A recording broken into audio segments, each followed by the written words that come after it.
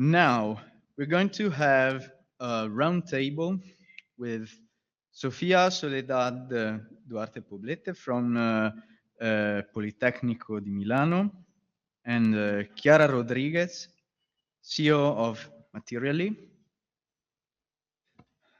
So, for this roundtable, whose title is Advanced Materials for Europe's Resilience and Sustainability. So we're going to have the presentation from Sofia and Chiara, and then we're going to start our discussion. So, Sofia, if you want to proceed. Hello, everyone. Okay, now yes. Okay, perfect.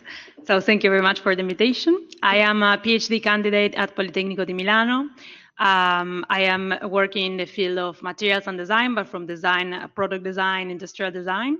I am actually lecturer also at Politecnico, and I have been working the last 5 years, like more than working, doing research, because since I start working with circular materials in some startups here in Milan, then I recognize several limitations of the field of emerging materials, bio-based materials. So I decided to understand better doing my PhD that I am doing now at Politecnico together with Materials Design for Transition research group.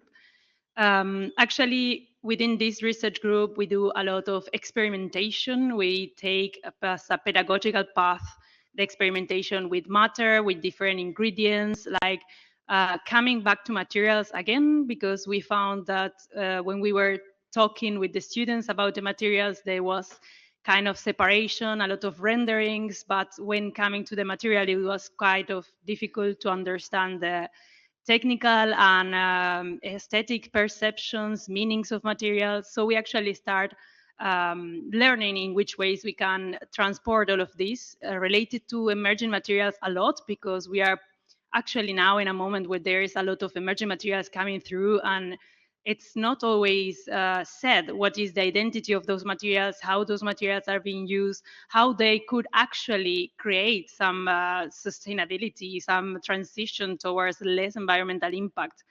So actually we take this road of understanding the materialities from sense the ingredients, sense the resources, how these resources are connected with different impacts, and so on and so forth. So yes, the images are just some examples of the works and experimentations that we do and research about that. I don't want to go long. So. Okay, so thank you for the presentation. Now I leave the floor to Chiara. Yes, for a self-presentation, thank you very much for inviting me here. I am Chiara Rodriquez, I'm the CEO of Materially.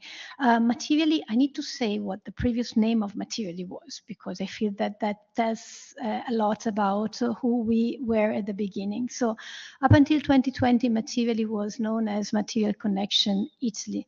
Material Connection was one of the first material libraries and digital database that was created back in the 1990s when the web actually just started. It was created in New York, and it was done with the purpose of looking at the design industry and proposing materials. Materials were not that important at that time in the design industry. They were a part, probably, at the end of the game of designing. So Material Connection was one of many that kind of captured the importance of material as a fundamental element of designing.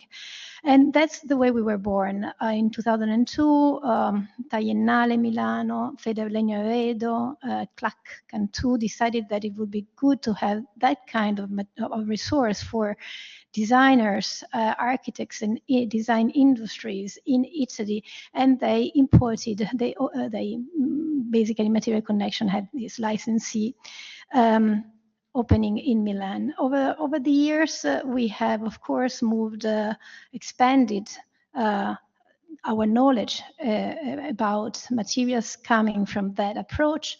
And we have over time become an advisory company for any material users who need performance or circularity, sustainability, or come with that kind of need and need to find a material solution that matches that need. We also work with material manufacturers, and so we are kind of a pivotal institution. We are not an institution.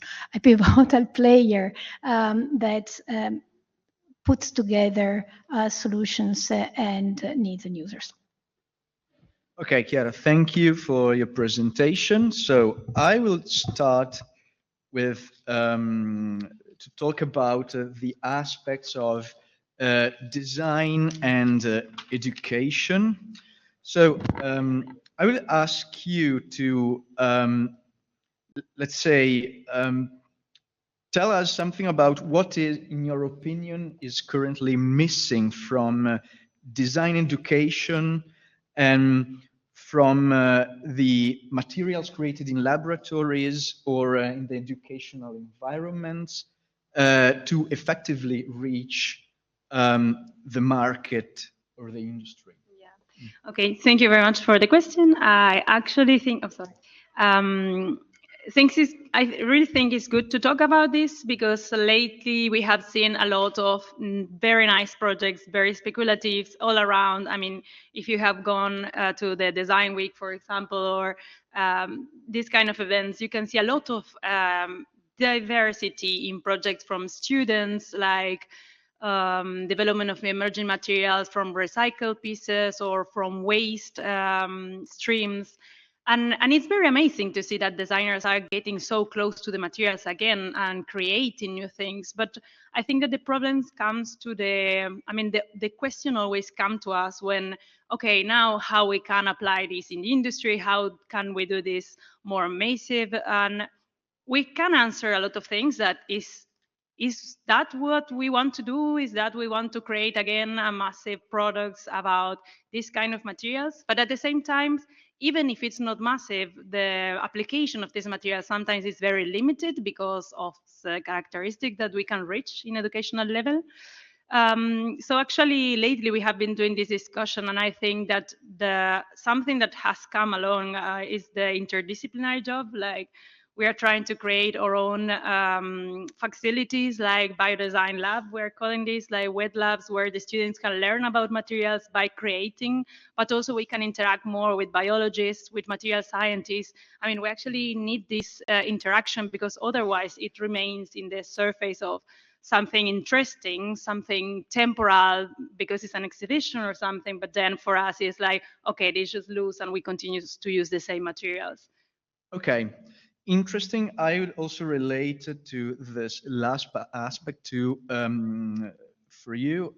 So I ask you, so how do you think design can contribute not only to the technical improvements in the technical aspect of the product, but it also can, let's say, enhance the ecological, social, and cultural dimensions, or in other words, how design can give an impact to the world?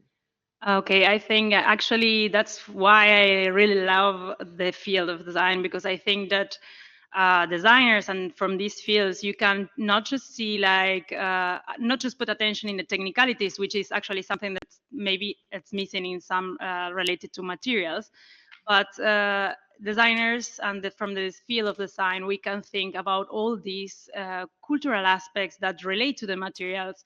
For example, we don't talk about just selection of materials because it's more efficient or it's something that is the best solution, because then it depends which is going to use it, where it's going to be used, from where the resources come. So it's not actually about mathematics only, it's actually understand from where those materials come, which identities those materials could have if we need to use them in certain places or in certain geographies, for example.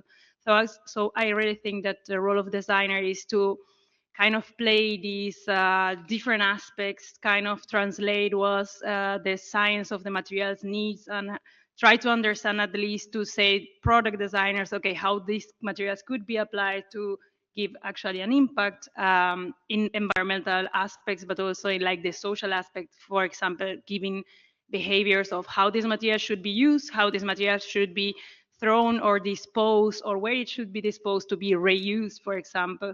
So I think that's about it as well. Okay, so Sofia, thank you so much for your contribution. Now, Chiara, you mentioned the evolution of the perspective of materials under the point of view of designers. So I would ask you, from your perspective at this point, how advanced materials can enable circular economy. So how can they contribute to this improvement in our production and consumption system? Sure. So materials can contribute to circular economy we can simplify, just to simplify in two main ways. One is when we talk about intrinsically circular materials that are developed according to the most classical approaches of circular thinking. So we're talking about zero waste and environmental regeneration or expanded lifetime. And there are materials that are either, we have seen some of them, I mean, really impressed by many of the presentations and the images. I mean, all of the presentations. So some startups working on bio-based solutions, of course, from non-agricultural sources, such as agri-food waste and algae and mycelium.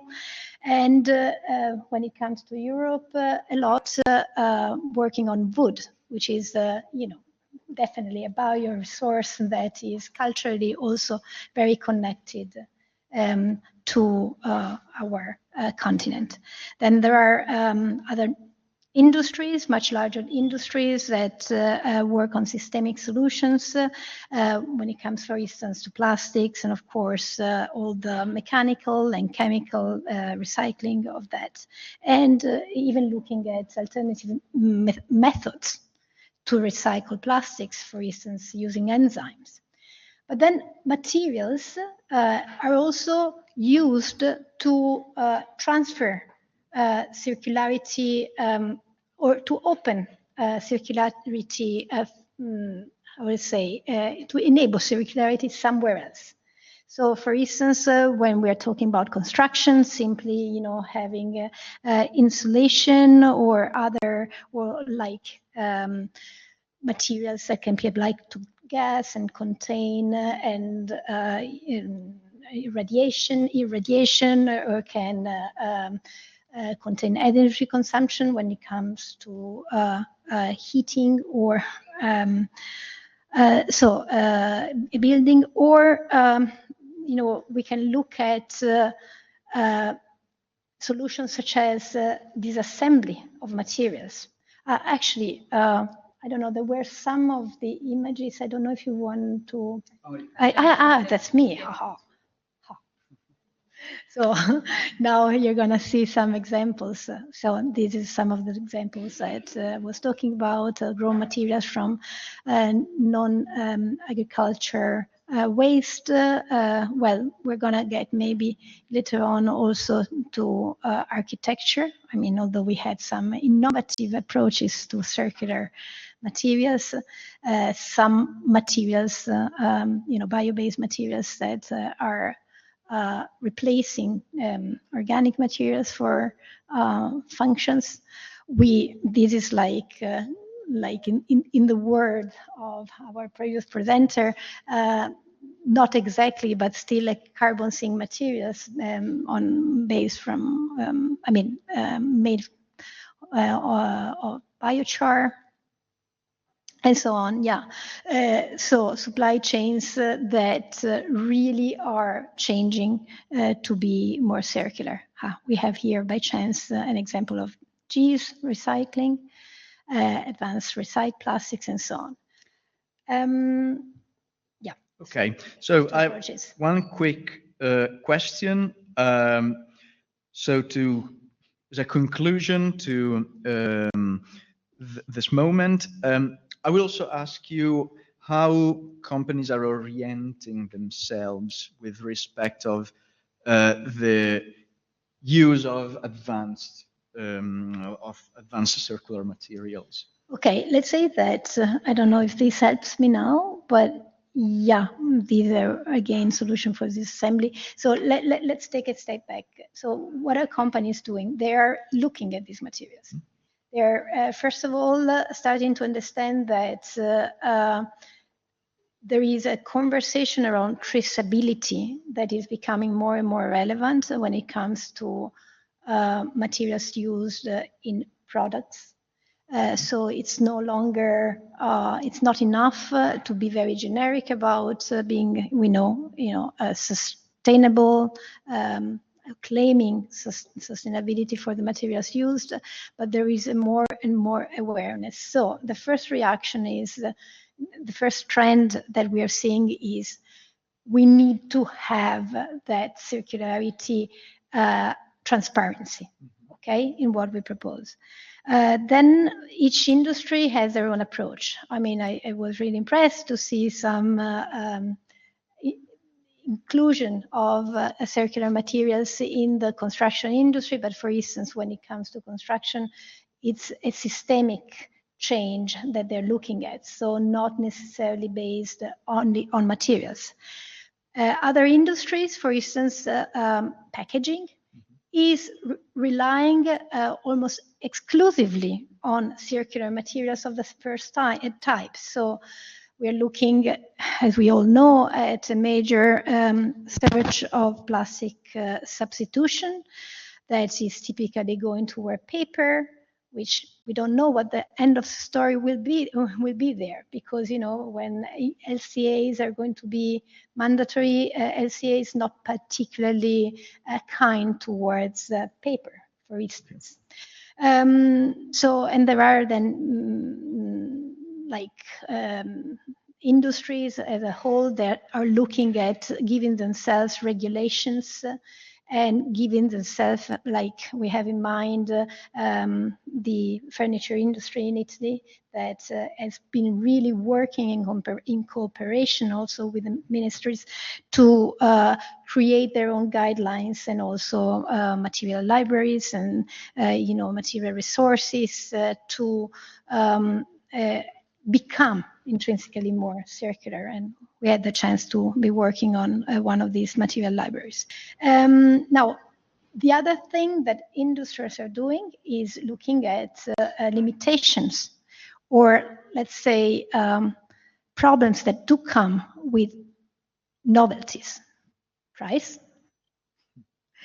which is, of course, a problem, especially when right now we are seeing traditional materials, whether that's oil or is cheaper, is becoming more cheap. And even there is a competition when we go to bio-based material resources, when we have energy coming from, biofuel, for instance, and they're a competitor within the bioeconomy in the use of resources. And then when it comes to performances, there might be lower ones, but that's where we think that regulation and regulatory push toward the use helps a lot. Okay. So, Sofia and Chiara, thank you so much for your contribution. Thank you.